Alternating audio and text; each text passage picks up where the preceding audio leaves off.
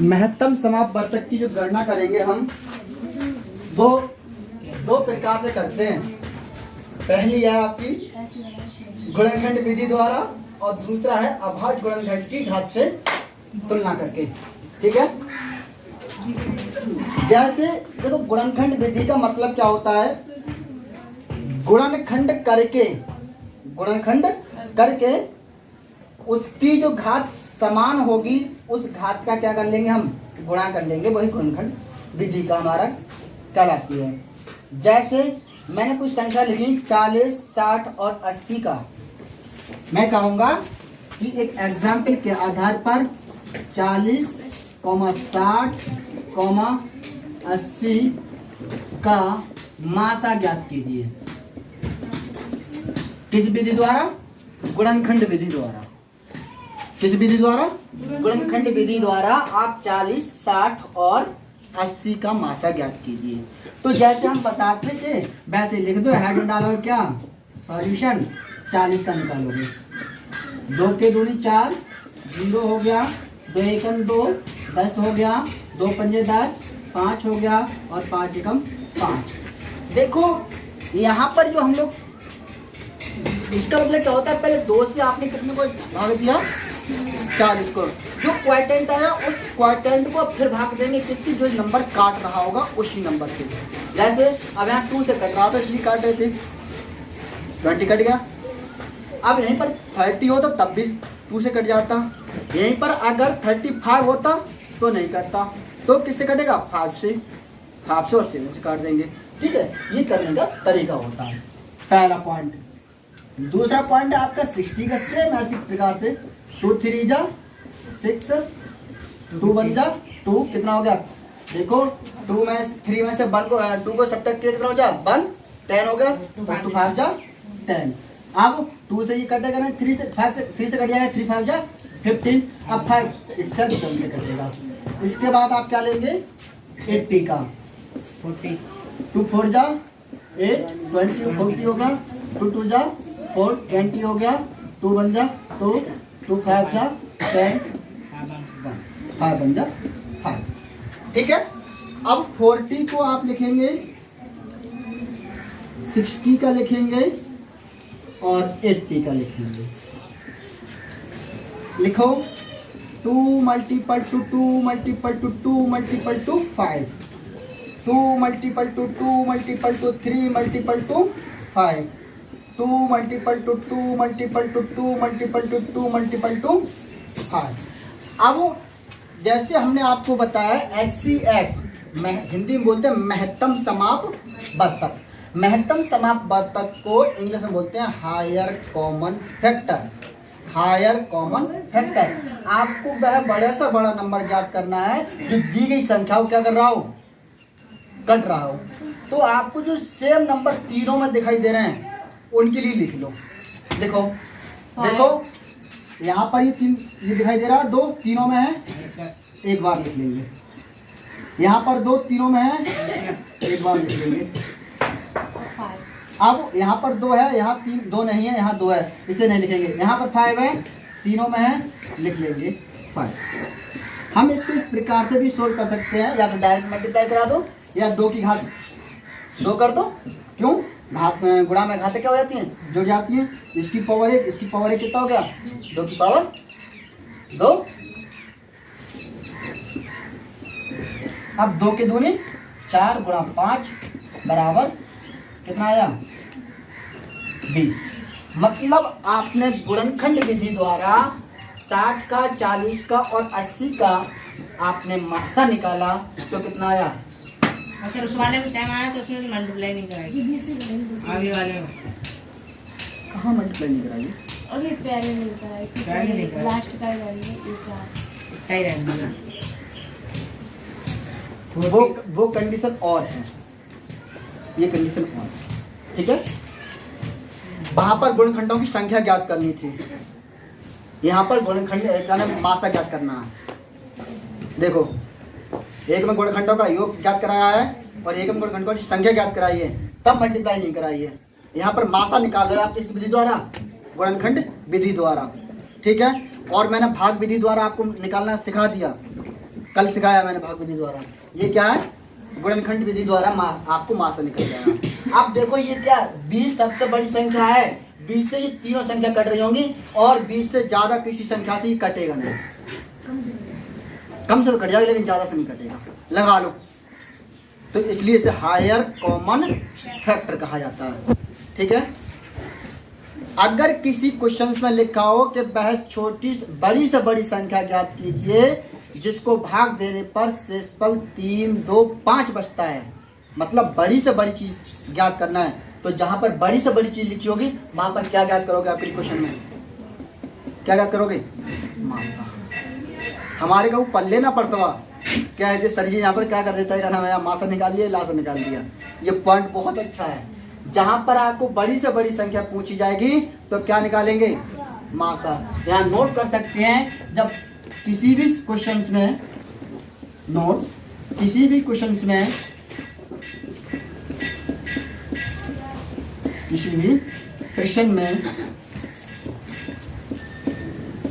Question में बड़ी से बड़ी संख्या पूछी जाए, बड़ी से बड़ी संख्या पूछी जाए तो आप मासा ज्ञात करेंगे। तो आप क्या ज्ञात करेंगे? मासा ज्ञात करेंगे। क्लियर हुआ? नहीं हुआ? क्लियर हुआ गुणनखंड विधि का।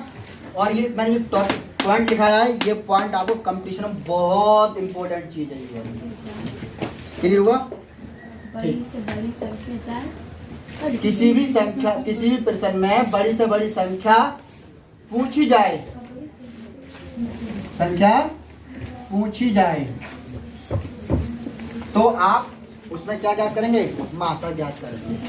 अब प्रश्न इस प्रकार से भी आता है, बेटा नोट बातों करना, समय दे दूंगा पूरा, समझ लो पहले।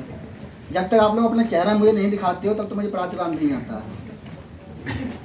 अभाज्य गुणनखंड की घात में करना। अब अभाज्य गुणनखंड, एक होता है भाज्य और एक होता है अभाज्य। अब भाज्य किसे कहा जाता है, अभाज्य किसे कहते हैं, बात ये आती है। भाज्य संख्याएं किसे कहा जाएगा और अभाज्य संख्याएं किसे कहा जाएगा, ये चीज हम बता रहे हैं अभी। पहले इसका गुणनखंड हम इसी चीज का किसका संख्या ले लेते हैं। 216, 228, 720, 216 और कितना था 288, 720। ये आपको मैंने 3 नंबर ले लिया और मैं कहूँगा इनमें अभाज्य गुणनखंड ज्ञात कीजिए। इस क्वेश्चन को मैं पहले इस क्वेश्चन को कराऊंगा, लेकिन कराने से पहले इस क्वेश्चन पूरा करा दूं, कराने के बाद आपको बताऊंगा कि अभाज्य गुणनखंड क्या होती है। ठीक है, पहले क्वेश्चन पूरा करा देता हूँ। का मासा ज्ञात कीजिए। अब इसमें अभाज्य गुणनखंड हमें ज्ञात करना है। क्या करेंगे? सेम ऐसे ही निकालेंगे, सेम कंडीशन ऐसे करेंगे। पूरी प्रोसेस जहां तक सही है, सेम पूरी प्रोसेस है, सेम पूरी प्रोसेस निकालो। जैसे 216 के निकालो, 216 का निकालो भैया, कितना आ जाएगा? 2 1 जा 2, 0 2 8 जा 16। देखो मैंने 0 क्यों लगाया? जब आप 2 से इसकी डिवाइड करोगे तो कितना बनना चाहिए? 216 बनना चाहिए। मल्टीप्लाई समझ नहीं आता तुम लोगों की। अब यहाँ पर 2 से इसकी मल्टीप्लाई करा, 2 8 जा 16 पूरा हो गया और 2 1 जा 2, देखो 216 आ गया। ठीक, अब यहीं पर 2 से फिर डिवाइड करा दो। 2 5 जा 10, 2 4 जा 12, 2 2 जा 4, 2 7 जा 14, 3 9 जा 27, 3 3 जा 9 और 3 1 जा 3। ये हो गया 288, 2 1 जा 2, 2 4 जा 2 4 जा, 2 7 जा 2 2 जा, 2 6 जा 2 3 जा 2 6 जा, 2 1 जा 8 जा, 2 9 जा 3 1 जा 3 3 जा 9 और 3 1 जा। ठीक है, 7 2 0, 2 3 जा 6, 2 6 जा 12, 0 2 1 जा 2, 2 8 जा 16 0, 2 9 जा 18 0, 2 4 जा 12 नहीं सॉरी 2 4 जा 8 और 2 5 जा 10, 3 से काट दो 3 1 जा 3, 3 5 जा 15, 3 से काट दो 3 5 जा 15, 5 1 जा 5। इतना आपको बन गया। अब आप क्या करेंगे, इसको सेम जैसे यहाँ पर मैंने ये चीज लिखी है यहाँ तक आप लोग नोट करेंगे। कैसे आप लिखेंगे 2 1 6 is equal to 2 multiple to 2 multiple to 2 multiple to 3 multiple to 3 multiple to 3। देखो 1 2 3 टाइम हो गया, 1 2 3 टाइम हो गया, 3 3 टाइम हो गया, 3 3 टाइम हो गया। अब 2 8 8 का 2 8 8 का निकालेंगे तो 2 8 8 का निकालेंगे कितना हो जाएगा, आइए निकालना 1 2 3 4 5 टाइम है 2 2 3 4 5, 3 कितने टाइम है, 2 टाइम है 3 3। अब इसमें कितना टाइम है 7 2 0 में 1 2 3 4 टाइम है तो 1 2 3 4। इसमें 3 कितने टाइम है, 2 टाइम है 3 3 फिर 5। ठीक है क्या सर जी हम यहाँ पर 1 1 1 हाँ लगा सकते हैं, कोई प्रॉब्लम नहीं है इससे। वो जब हम गुणनखंडों की संख्या पूछेंगे तब बनता मैटर जाके, नहीं फिलहाल कोई टेंशन नहीं। अब इसके लिए हम इस प्रकार से भी तो कर सकते हैं 1 2 3 2 की पावर 1 2 3 3 की पावर 1 2 3 4 5 2 की पावर 1 2 3 की पावर 1 2 3 4 2 की पावर 1 2 3 की पावर और 5 की पावर 1। यहाँ तक हम देखते हैं आ रहा नहीं आ रहा है।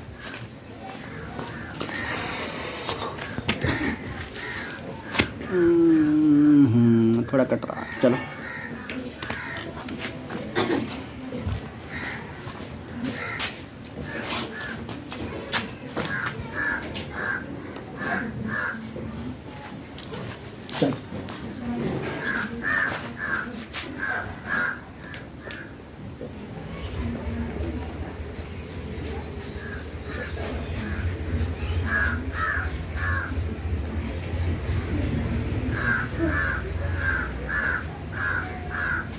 देखो इसमें अगर हम बात करें वही कंडीशन है, मिला देते हैं, मिला लो। इस 2 में ये पूरन तीनों सही है, सही है। इसमें ये मिल गया, इसमें ये मिल गया, ठीक है। और कुछ मिल रहा है, हाँ 1 2 3 और 1 2 और 3 और नहीं मिल रहा है। अब कितना हो जाएगा 1 2 3 और 2 की पावर 3 और 3 की पावर 3 की पावर 2। कहीं हमें ऐसा लग रहा है कहीं गलत कर दिया, कहीं गलत कर दिया भैया। सही है, सही कटा, कोई प्रॉब्लम नहीं है। तो 2 2 जा 4 4 2 जा 8 3 3 जा 9 कितना हुआ 72। ये वाला देखो 72 करेक्ट आंसर है, ठीक है। अब डिफरेंस ये आता है कि सर ये बताओ गुणनखंड विधि भी यही है और अभाज्य गुणनखंड की घात से भी करना है तो भी यही है। रिजल्ट क्या है, रिजल्ट आपको मैं ये कह सकता हूँ कि देखो यहाँ पर 2 की पावर कितनी 3, यहाँ पर 2 की पावर कितनी 5। क्या 2 की पावर 5 को हम 2 की पावर 3 इंटू 2 की पावर 2 नहीं कर सकते हैं? तो 2 की पावर 3 इसमें भी कॉमन आ गया। हाँ यहाँ पर 2 की पावर कितनी 4, क्या 2 की पावर 3 मल्टीपल 2 की पावर मल्टीपल 2 की पावर 3 मल्टीपल 2 कर सकते हैं? तो यहाँ पर ही कॉमन आ गया। देखो मैंने यही कॉमन निकाला। यहाँ पर 3 की पावर 3 है, यहाँ पर 3 की पावर 2 है, यहाँ पर 3 की पावर 2 है। क्या 3 की पावर 2, 3 को हम 3 की पावर 2 मल्टीपल टू 3 नहीं कर सकते हैं? तो 3 की पावर 2 भी यहाँ पर क्या आ गया, कॉमन आ गया। ठीक है, तो घातों के आधार पर, ये घातों के आधार पर है और ये गुणनखंडों के आधार पर है, दोनों में अंतर है। यहाँ पर ये मैंने आपको समझाने के लिए ये इतना मैटर निकाला है इस क्वेश्चन से, इसको रिलेट करने के लिए। ठीक है, समझ में आया नहीं आया? इसमें आपके लिए अभाज्य गुणनखंडों की घात से आपको निकालना पड़ेगा और इसमें डायरेक्ट निकालना पड़ेगा। क्लियर हो गया? डायरेक्ट आप इसकी मल्टीप्लाई कराएंगे, 2 2 जा 4, 4 5 जा 20। क्या कोई प्रॉब्लम है? पूछो पूछो, बोलो बोलो। दोनों में अंतर समझ में आ गया? इसमें डायरेक्ट आप मल्टीप्लाई कराएंगे, जैसे मैंने इसमें भी पावर लगा के दिखा दिया आपके लिए, तो यहाँ पर पावर लिखा के दिखा दिया। इसका रीजन क्या था? ये रीजन था मैंने यहाँ पर घात की ही, मैंने तुम आपको यहाँ पर भी बात बता। ऐसा नहीं हुआ, नहीं कर सकते हैं, लेकिन हाँ अगर का नाम आप बोर्ड में देने जा रहे हैं, बोर्ड एग्जाम देने जा रहे हैं तो नहीं करेंगे, तो आप इसके लिए ऐसे ही करेंगे डायरेक्ट। तो इसके लिए आप ऐसे करेंगे 2 2 जा 4, 4 5 जा। अब अगर आपने घात में चेंज कर लिया, अगर घात में कन्वर्ट कर लिया तो ये करेंगे। ठीक है, अब आप लोग नोट कर लो और हेडिंग डालो फिर अभाज्य गुणनखंड।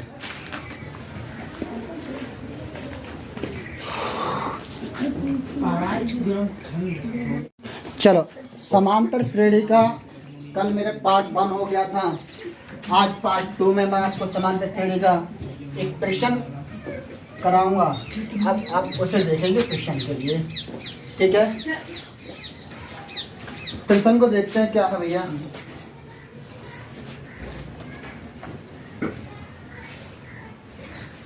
यहाँ पर प्रश्न दिया गया है आपके लिए, an is equal to 3n minus का 2, 4n प्लस का 5, कॉमा A7 तथा A8। देखो यहाँ पर ही आपका दिखाई दे रहा है कि A7 और A8। हेडिंग डाल देंगे आप लोग क्या, सॉल्यूशन। ये कह रहे हैं कि आपको एक, अब जब यहाँ पर ए लिखा है और यहाँ पर भी आपका क्या लिखा है, ए। सवाल पकड़ने का तरीका बता रहा हूँ। यहाँ पर कितना है, यहाँ एन, और यहाँ कितना है, तो इसका मतलब एन बराबर क्या लगा दो, 7 लगा दो। पुटिंग मतलब एन बराबर 7 रखने पर रख दो तो A7 आ जाएगा। एन की 7 लगा दिया, बड़ा का लाइन खींच दी, 3 का 3 रहने दिया। एन बराबर कितना लगाएंगे, 7 माइनस का 2 का 2 रहने दिया। 4 मल्टीपल टू 7 प्लस का 5, 3 7 जा 21 माइनस का 2, 4 2 जा 4 7 जा 28 प्लस का 5। A7 इज इक्वल टू कितना बनेगा, 19 अपॉन 23। तो A7 कितना है आपके लिए, 19 अपॉन 23। यहीं पर आप देखो A बराबर कितना, यहाँ पर A है, यहाँ पर भी है, यहाँ क्या है, n है, यहाँ कितना है, 8 है। तो दूसरा ऑर्डिनेंट n बराबर कितना लगा हुआ है इसमें, 8 रखने पर रख दो तो A8 AA 3 और n बराबर कितना लगा हुआ है, 8 माइनस का 2 4 मल्टीपल टू 8 प्लस का 5, 3 8 जा 24 2 अपॉन 32 प्लस का 5। A8 is equal to 22 upon 37। ठीक है, A8 ये आ गया। देखो भैया ये अनुक्रम नहीं आ गया, अनुक्रम हो गया पैदा। अब क्या ये हमारी समांतर श्रेणी है? अब हम इसे चेक करेंगे। चेक करने का तरीका मैंने कल बताया था, सार्वंतर D इज इक्वल टू द्वितीय पद माइनस पहला पद। तो इसको आप द्वितीय पद मानेंगे और इसको क्या मानेंगे? पहला पद। भले 7वें और 8वें पद हैं, तो हमें जो सार्वंतर निकालेंगे तो बड़े पद में से छोटा पद ज्ञात करेंगे। वहां पर अगर अब यहाँ पर एक नंबर और होता, जैसे यहाँ पर a बराबर 9 लिख दूँ, 8 9 लिख दूँ, a 9 लिख दूँ, तब आप इसमें अंतर ज्ञात कर लेते, तब आप बता देते ये क्या है, सीरीज में है, समांतर क्रम में है। लेकिन आप यहाँ से समांतर क्रम को डिफाइन नहीं कर सकते। डिफाइंड समांतर क्रम को 3 या 3 से अधिक संख्याओं पर ही डिफाइन कर सकते हैं, 2 या 2 से अधिक संख्याओं, 2 या 2 से कम संख्याओं पर नहीं। 2 या 2 से कम संख्याओं पर डिफाइन करेंगे तो कौन सा पॉइंट होगा? अनुक्रम होगा। क्या होगा? अनुक्रम होगा। देखो ये इसके बाद आ गया, 19 के बाद कितना आता है? 23, 23 के बाद कितना? सॉरी 22, 23 के बाद कितना आएगा? 30 है अनुक्रम। 19, 22, 23, 37 अनुक्रम है। तो ये क्वेश्चन किसका है? अनुक्रम का है। अगर पूछते हैं दिया हुआ प्रश्न है समांतर श्रेणी का है या अनुक्रम है, समांतर श्रेणी का अनुक्रम का, तो आपको ऑप्शन लगा कर लेके आना समांतर श्रेणी का अनुक्रम। ऐसे ही अगर मैं एक प्रश्न दे दूँ तो कर लेंगे उम्मीद है। ठीक है, चलो।